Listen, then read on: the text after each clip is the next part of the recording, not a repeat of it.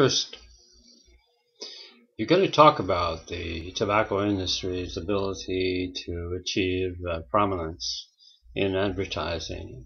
First thing you have to understand is that they were very prominent in radio in the 1930s, 1940s, 1950s on up.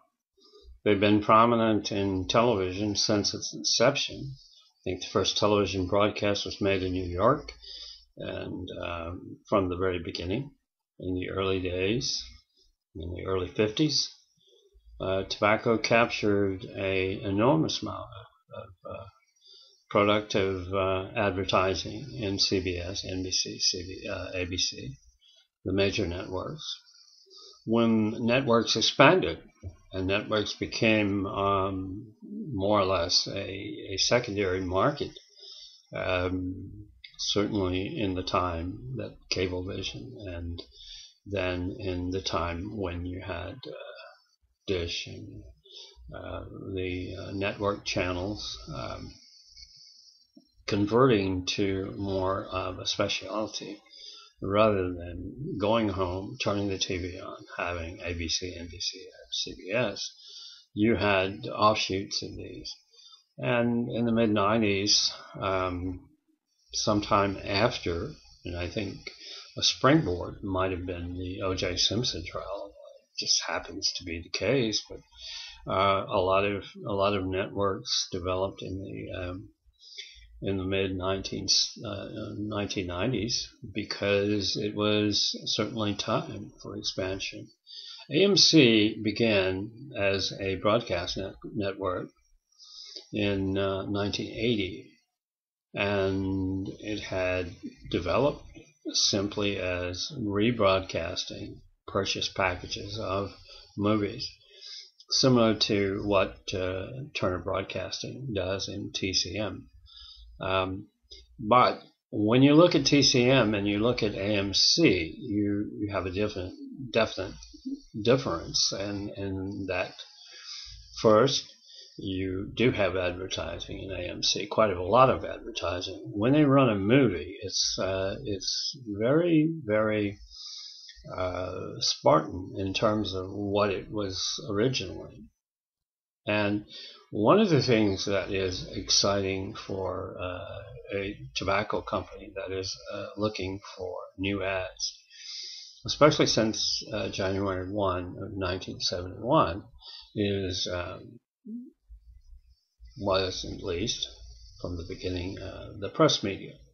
They moved from the very highly sophisticated networking in the three major channels, where they sponsored, if you're old enough to remember this, they sponsored an entire program such as Daniel Boone, Star Trek, you're familiar with, and these would run for a period of years, and if they were successful, the entire sponsorship was negotiated by a contract. You just look at the contracts. They're very sophisticated.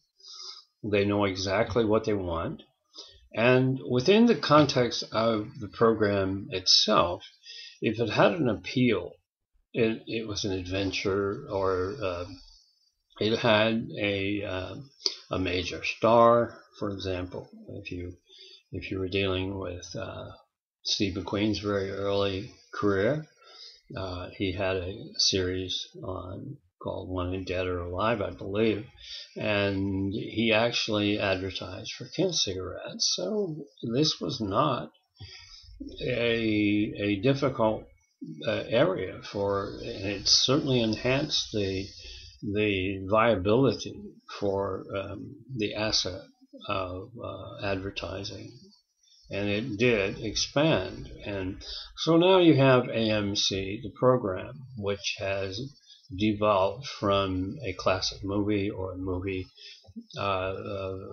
genre into a basically 3 programs plus or minus a few other ideas and some movies. But the main point is, what are they advertising when they're advertising?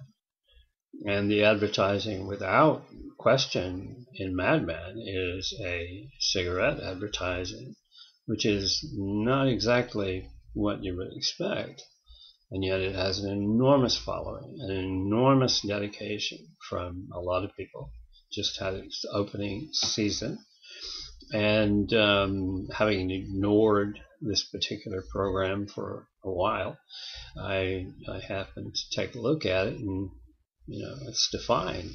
It's a definable entity as an endorsement, not as it would have been in the 1960s, because if you sponsored, as B&W did, for example, a program, the program itself had no advertising within it, except for some degree of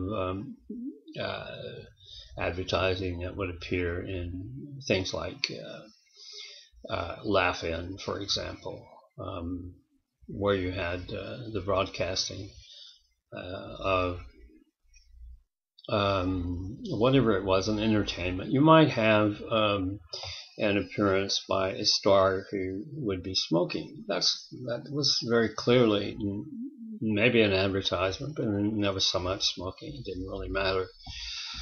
And then you would have advertising outside the program, which was sponsorship. Now, when we got into movie placement, and I don't, there's absolutely no indication that in the 30s and the 40s and maybe the 50s, that there was any direct link between a payola type situation, payoffs for use. Certainly not in the 30s and the 40s.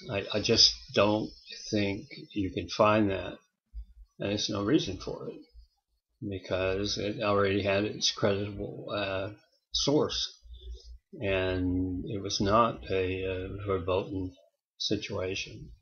And obviously most of the stars who smoked died of some kind of disease related to tobacco. But nonetheless, when you have a product after 1971 and you compare both before and let's say the 1960s, and you're looking at the commercials, and the commercials were the advertisements, and that's what was the big money for the programs, because they sponsored the entire program most of the time.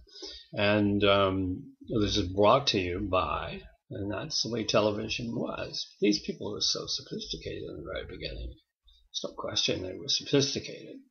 They were terribly sophisticated how they picked their programs, how they picked their audiences. And then if you read the Nielsen reports of the 1960s, you find, yeah, they hit their program. They hit their targets. If they were target marketing a group, they'd run up to 45% on children. And then they say, okay, well, our own council, which was a enormous group of fakers, the council would relieve the company or point it out and said, well, we'll take it off naturally by consent.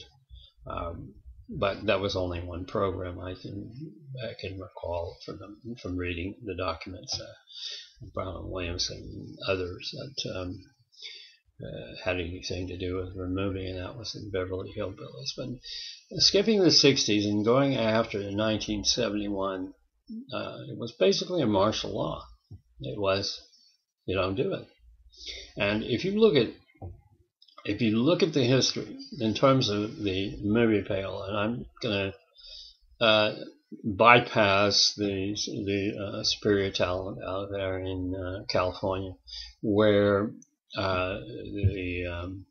there's an assortment of evaluation going on or having gone on and going on, and probably good intentions, very good intentions, but perceptively there's something that's missing here and there, and it seems to me that this is one of them right now. Mad Men, the program on AMC.